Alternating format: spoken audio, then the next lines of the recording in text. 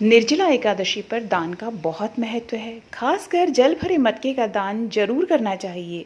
आपने भी सुना होगा, आप में से कई सारे लोग करते भी होंगे, आप में से बहुत सारे लोग इस बात को जानते भी होंगे।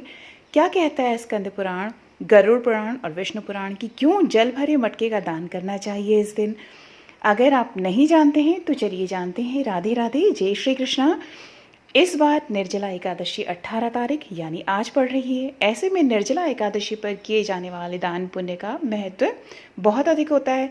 तो निर्जला एकादशी पर दान करने का महत्व क्यों है? खासकर आप अगर किसी गरीब या ज़रूरतमंद को दान देते हैं तो इससे आपको पुण्य कर्मों में वृद्धि होती है। निर्जला एकादशी पर जल भरा मटका या घड़ा भी दान किया जाता है। जानते हैं निर्जला एकादशी पर क्यों ऐसा दान करना चाहिए?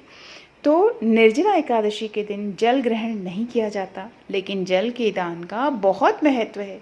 निर्जला एकादशी पर अगर आप व्रत रख रहे हैं तो भी आपको जलदान जरूर करना चाहिए, और अगर आप व्रत नहीं रख पा रहे हैं तो भी आपको जल का दान अवश्य करना चाहिए। ज्येष्ठ के महीने में जल के दान का महत्व और भी बढ़ जाता है। इतनी गर्मी में अगर आप किसी व्यक्ति को पानी पिलाते हैं तो इससे बहुत पुण्य का काम माना जाता है। निर्जला एकादशी पर जल भरे मटके का दान विष्णु पुराण के अनुसार ज्येष्ठ के महीने में जो सूर्य की बढ़ती गर्मी है उससे हर कोई परेशान हो जाते हैं। ऐसे में अगर आप किसी प्यासे को जल भरे मटके का दान देते हैं तो उसकी आत्मा जल पी करके तृप्त हो जाती है और उस मनुष्य के मुख से निकली हुई कामना ईश्वर की वाणी होती है। ऐसे में जल भरे मटके का दान इस एकादशी पर अर्थात निर्जला एकादशी पर जरूर करना चाहिए।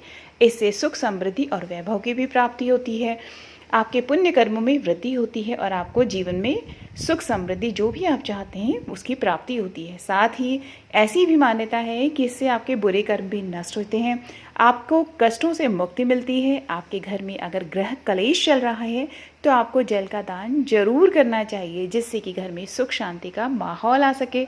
इससे भगवान श्री हरि प्रसन्न होते हैं। स्कंद पुराण में भी आत्मा को तृप्त और शरीर के रोगों का नाश करने वाला माना गया है जल को।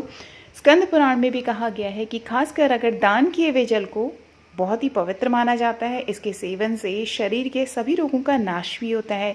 तो निर्जला एकादशी पर आपको सिर्फ घड़े का दान किसी ज़रूरतमंद को ही नहीं, बल्कि जो है आपको पशु पक्षियों के लिए भी जल की व्यवस्था जरूर करनी चाहिए। बल्कि निर्जला एकादशी पर ही नहीं, आपको पूरे जब तक ये गर्मी है तब तक आपको उनके लिए भी पानी की व्यवस्था जरूर करनी चाहिए। तो अगर आपको वीडियो पसंद आए तो आप लाइक शेयर कीजिएगा, चैनल पे नए हो तो सब्सक्राइब कीजिए।